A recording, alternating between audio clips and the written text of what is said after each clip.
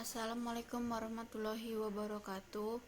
Baiklah, nama saya Asti. Di sini saya akan memaparkan hasil analisis saya pada PT Investment Tunggal Prakarsa di tahun 2016 dan 2017. Di mana yang pertama yang akan saya bahas tentang analisis komparatif. Dapat disimpulkan dari laporan posisi keuangan dan laporan laba rugi, terjadi penurunan nilai pada akun kas sebesar 14,26% dari tahun sebelumnya, yaitu di tahun 2016. Hal ini disebabkan karena menurunnya penerimaan kas pada PT Investment Tunggal Prakarsa. Pada pos neraca terdapat beberapa akun yang mengalami penurunan nilai, yaitu kas dan setara kas, aset keuangan lancar lainnya, uang pajak, dan lain-lain. Dari semua akun pos aset tidak lancar, terdapat satu pos yang mengalami penurunan nilai, yaitu aset pajak tangguhan. Tetapi ada 3 pos yang mengalami peningkatan, yaitu aset tetap, aset keuangan tidak lancar lainnya, aset tidak lancar lainnya. Dan ada pula 3 pos aset yang tidak mengalami perubahan, yaitu properti investasi, aset tak terwujud, dan uang muka kepada entitas. Dari sisi neraca, bahwa terjadi kenaikan total aset pada PT Investment Tunggal Prakarsa dari tahun sebelumnya sebesar 4,27%. Hal ini terjadi karena usaha dari perusahaan untuk meningkatkan aktivitas dalam peningkatan penerimaan perusahaan. Dari sisi neraca, pada akun liabilitas jangka pendek terdapat 2 akun yang mengalami penurunan nilai, sedangkan akun liabilitas jangka panjang terdapat 1 akun yang mengalami penurunan nilai. Selebihnya pada akun jangka panjang maupun jangka pendek mengalami kenaikan, sedangkan pada akun ekuitas mengalami kenaikan dengan persentase total ekuitas 5,21%. Dari sisi laba rugi, terjadi penurunan nilai pada pos penjualan dengan persentase sebesar 6,6%. Hal ini dapat menunjukkan terjadinya penurunan usaha oleh PT Investment Tunggal Prakarsa dalam aktivitas penjualan mereka. Dari sisi laba rugi, bahwa laba dari usaha yang diterima oleh PT Investment Tunggal Prakarsa mengalami kenaikan nilai dengan persentase sebesar 48,56% dari tahun sebelumnya. Selanjutnya itu analisis common size, di mana dari sisi laporan posisi keuangan pada tahun 2017 masih banyak akun yang mengalami penurunan nilai.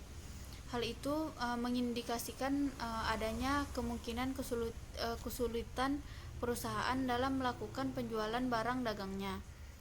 Dari sisi laporan laba rugi secara absolut maupun relatif, perusahaan mengalami penurunan laba dari tahun 2016 ke tahun 2017 sebesar 0,09%. Selanjutnya analisis tren, di mana pada pos neraca dan pos laba rugi menunjukkan perkembangan keuangan yang menguntungkan karena tren utang pada PT Investment Tunggal Prakarsa mengalami penurunan secara signifikan. Hanya saja dari pos neraca dan pos laba rugi terdapat beberapa kenaikan, selebihnya mengalami penurunan. Selanjutnya adalah analisis rasio, di mana yang pertama itu rasio likuiditas. Di sini ada current ratio, perusahaan mampu membayar hutang yang harus segera dipenuhi dengan aktiva lancar, di mana pada tahun 2017 sebesar 3,70%, sedangkan tahun 2016 4,52%. Yang kedua itu quick ratio, perusahaan mampu membayar hutang yang harus segera dipenuhi dengan aktiva lancar. Yang liquid, di mana tahun 2017 ini sebesar 3,19%, sedangkan di tahun 2016 3,96%. Selanjutnya itu working capital, di mana likuiditas dari total aktiva dan modal kerja kurang baik karena di tahun 2017 sebesar 0,32%, sedangkan di tahun 2016 sebesar 0,30%, karena kurang dari 50%. Selanjutnya itu adalah rasio aktivitas, di mana perputaran piutang dalam satu tahun rata-rata dana yang tertanam dalam piutang berputar di tahun 2017 sebesar 760 kali, sedangkan di tahun 2016 sebesar 1317 kali. Selanjutnya itu perputaran persediaan. Dana yang tertanam dalam inventory berputar di tahun 2017 rata-rata 5,32 kali, sedangkan di 2016 rata-rata 5,7 kali. Selanjutnya itu perputaran aktiva tetap, di mana pada tahun 2017 perusahaan mampu dan memanfaatkan aktivanya secara efektif. Selanjutnya itu perputaran total aktiva. Dana yang ditanam dalam keseluruhan aktiva rata-rata dalam setahun berputar 0,49 kali di tahun 2017, dan untuk di tahun 2016 0,50 kali, atau setiap satu aktiva dalam setahun dapat menghasilkan revenue 0,49 atau 0,50.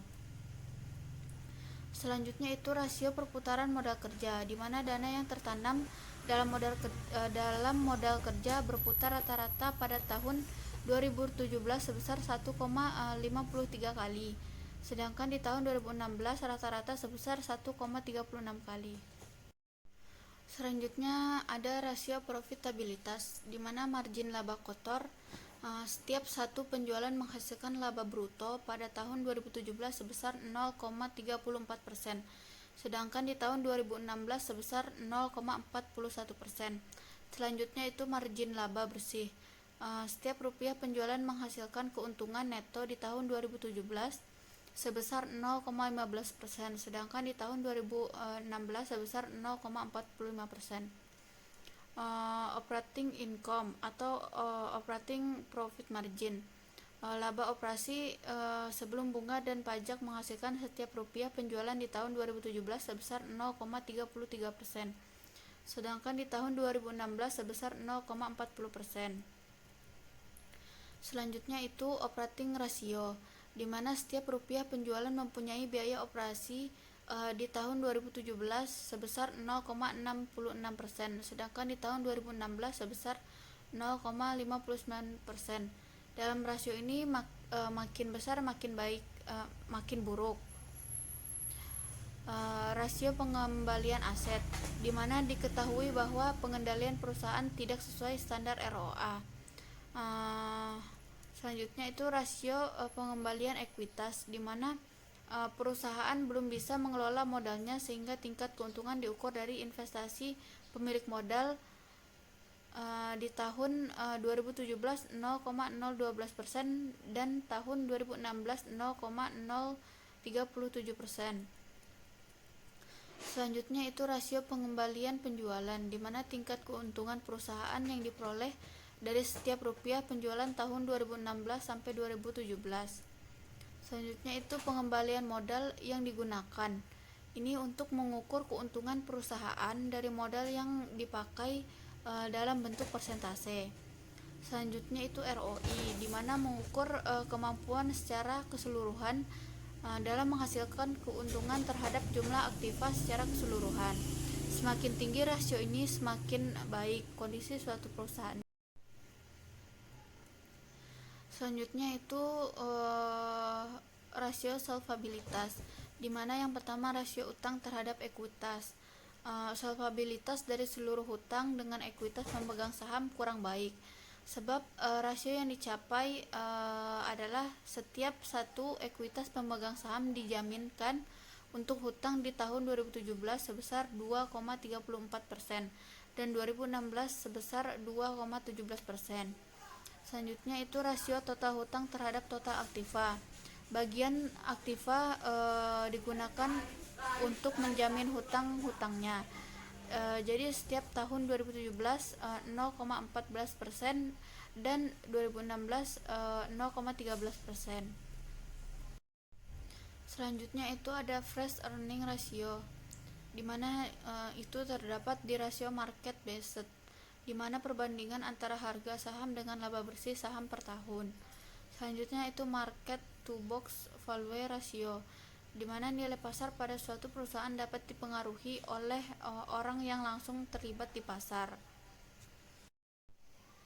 Selanjutnya itu analisis keuangan sistem DuPont, di mana tujuan analisis ini digunakan untuk mengetahui sejauh mana efektivitas perusahaan dalam memutar modalnya, sehingga aktivitas ini mencakup berbagai rasio.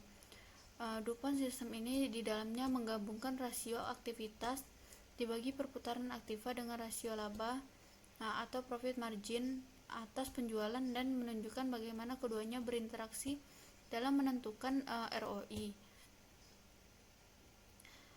yaitu profitabilitas atas aktiva yang dimiliki perusahaan. Rasio laba atau penjualan dipengaruhi oleh tingkat penjualan dan laba bersih yang dihasilkan. Berarti profit margin ini mencakup pula seluruh biaya yang digunakan dalam operasional perusahaan. Rasio aktivitas sendiri dipengaruhi oleh penjualan dan total aktiva. Dapat dikatakan bahwa analisis ini tidak hanya memfokuskan pada laba yang dicapai, tetapi juga pada investasi yang digunakan untuk menghasilkan laba tersebut. Selanjutnya itu analisis kebangkrutan.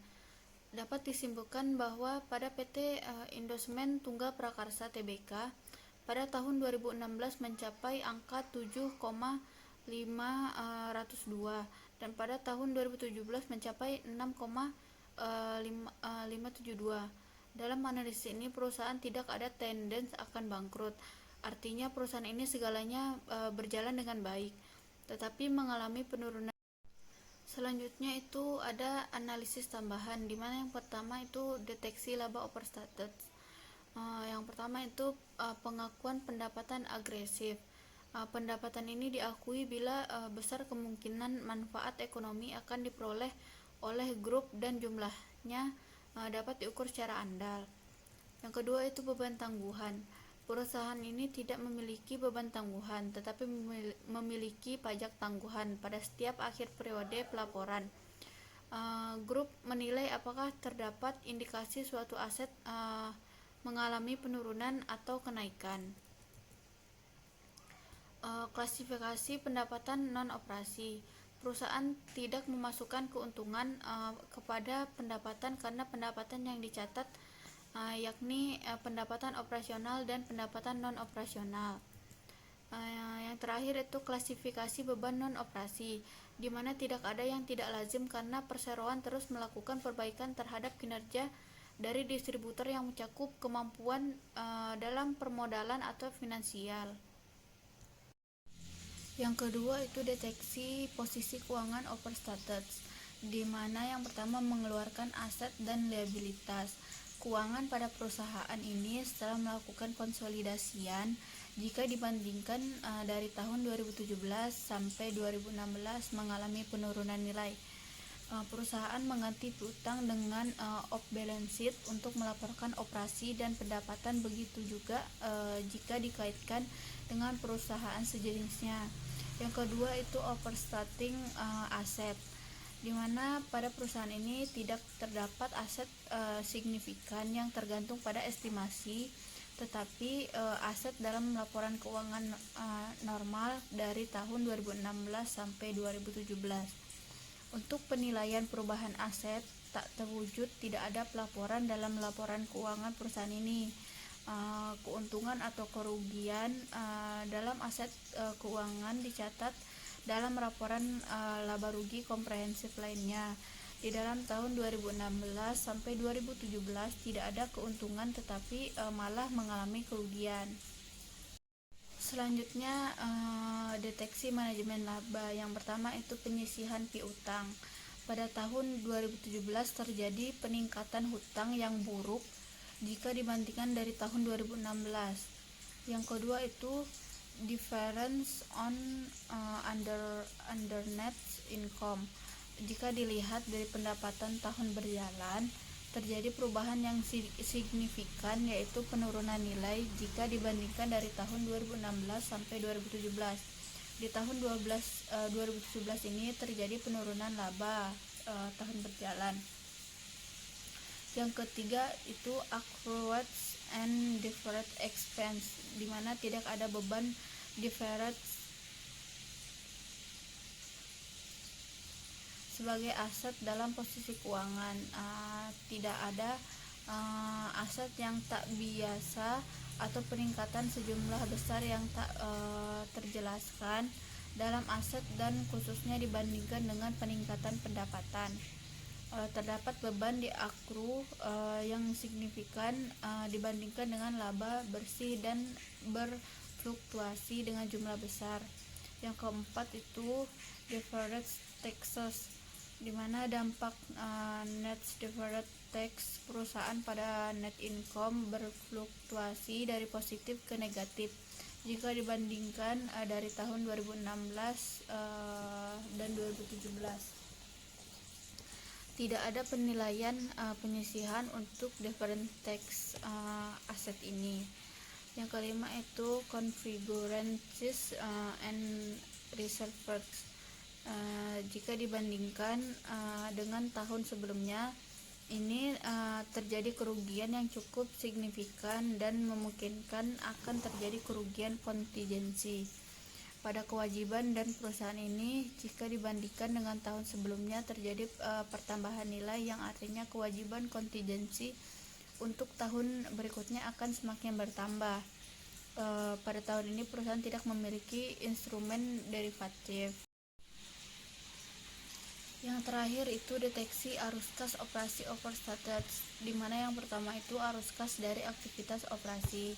Perseroan ini mencatat neto yang diperoleh dari kerugian operasi sebesar 2.782 miliar di tahun 2017, turun 21,6% dari 3.546 miliar di tahun 2016.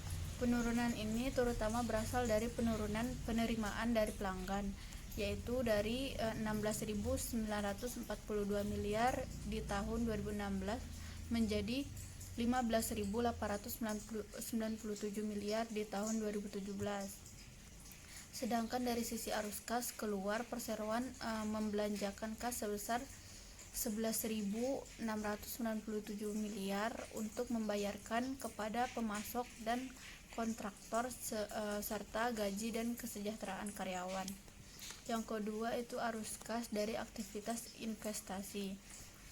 Total kas bersih yang digunakan untuk kegiatan investasi di tahun 2017 ini sebesar 761 miliar, turun 21,9% dari 974 miliar di tahun 2016. Penurunan ini disebabkan karena menurunnya perolehan aset tetap dari 910 miliar di tahun 2016 menjadi 769 miliar di tahun 2017. Yang terakhir itu arus kas dari aktivitas pendanaan. Perseroan ini mencatat total kas neto yang digunakan untuk kegiatan pendanaan sejumlah 3,425 miliar di tahun 2017, naik menjadi 121,3% dari 1.547 miliar di tahun 2016. Jumlah kas bersih ini terutama digunakan untuk pembayaran dividen tunai 2017 sebesar 3.419 miliar.